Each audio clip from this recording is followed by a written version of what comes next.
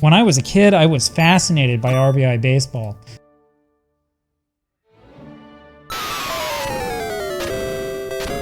I played this game all the time.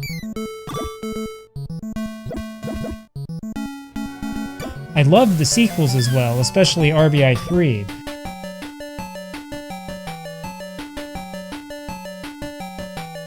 I must have spent hours playing this game. It never grows old. But have you ever wondered how the game works? You know, what stats the game uses, how it comes to a decision, that sort of thing? Well, I have, and it turns out that people have actually been working on figuring that stuff out. Let me introduce you to Gantry's RBI Baseball page, which was the center of RBI Baseball related discussion on the internet for years. It's still home to a message board that is at least somewhat active, though it's not as active as it once was. This site is the best page for information on the original RBI Baseball, including all the teams and the ratings. You can also find the teams and ratings for the arcade version, something I kind of wish I knew when I made that video a few weeks back. And then there's Nightwolf's RBI Baseball editor. Okay, you know, I originally wanted to turn this into a video about how to edit RBI Baseball, you know, stuff like how to change the stats around, make your own team, that sort of thing. But unfortunately, Nightwolf's site doesn't work.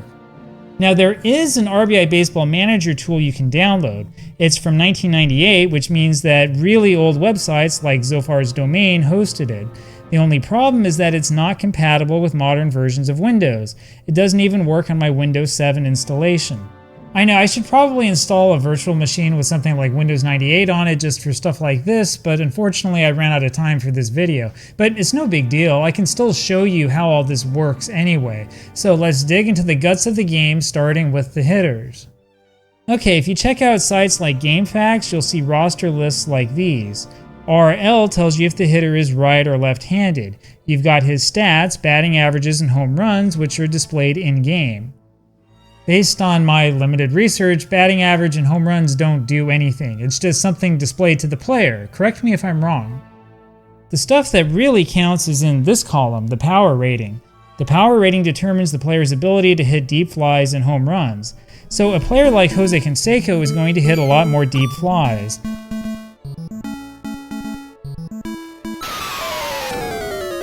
Meanwhile, pitchers are not going to hit anything deep. Plus, if you've got a high power rating, you're more likely to hit line drives and ground balls that travel quickly. This can help you get more extra base hits.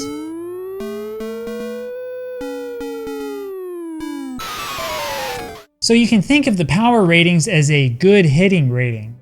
Next comes the contact rating, which you see here. This rating determines how much your power rating is reduced if you don't make good contact. So in the game, what happens to the ball is determined by where on the bat you hit the ball. If you make poor contact, the contact rating will determine how many points of power you lose. But of course, it's still possible to hit for good power even if you don't make good contact. If this sounds confusing, it's because it actually is confusing. In fact, I'm not certain that the programmers themselves completely understood their own system. Apparently, someone on the forum got in contact with Yoshihiro Kishimoto, one of the developers of the game. He didn't seem to understand questions about contact and apparently didn't understand what questions about the random number generator meant either. So that thread is from about a year ago. I'm assuming that the people who contacted this guy asked him these questions in English, which is probably why he didn't understand what they were talking about. Anyway, the other interesting thing is that he claimed that pressing up would result in an uppercut swing or a pop fly. Pressing down, meanwhile, should result in a downward swing or a ground ball. I tested this myself and he got it backwards, at least on the US version of the game.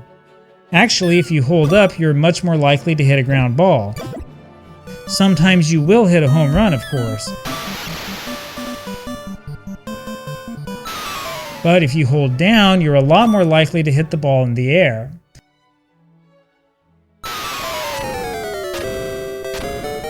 And that brings me to my favorite trick if you're playing as the American League.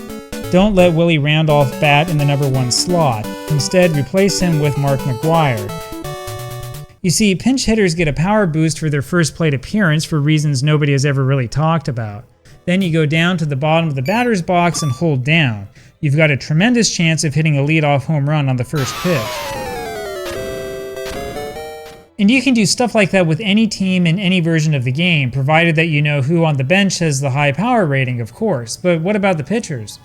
Pitchers have more ratings, including ability ratings and speed ratings. There's also this stamina rating. And then there are these two ratings at the end, which I think are unknown. Endurance is simple. You lose 1 endurance point for every pitch you throw.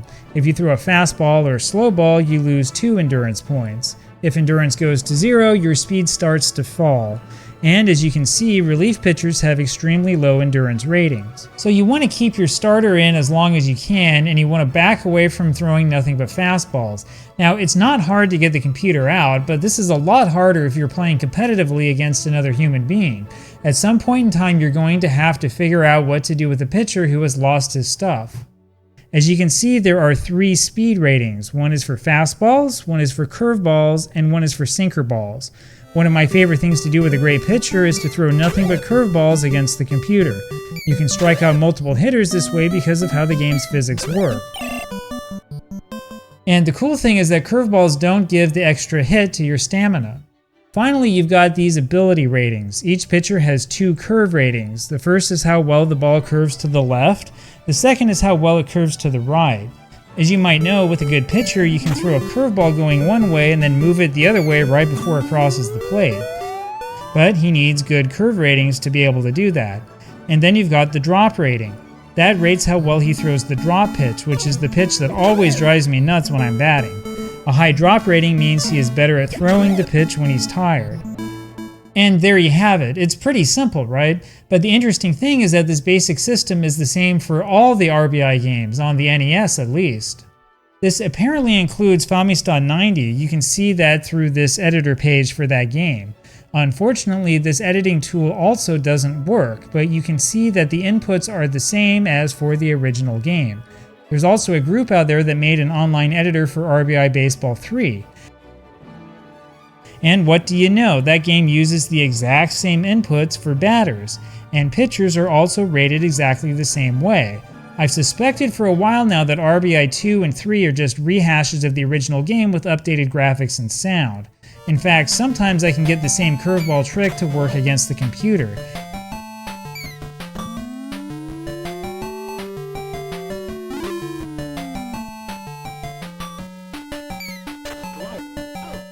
And I've noticed that the computer makes a lot of the same fielding errors that you see in the first game.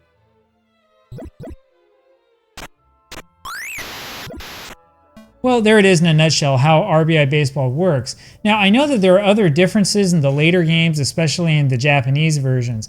I need to spend more time playing them before I can tell you more about those. So look for more extensive analysis and review videos in the future.